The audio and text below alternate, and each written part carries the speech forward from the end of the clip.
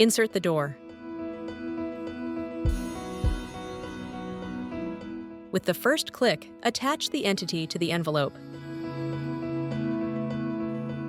With the second click, place it into position. With the command active, continue inserting the object. Define the distance using the keyboard.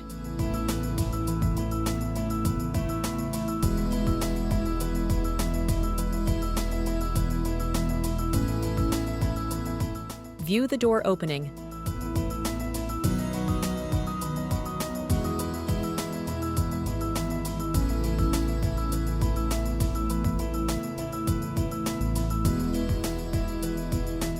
Modify the opening direction at any time.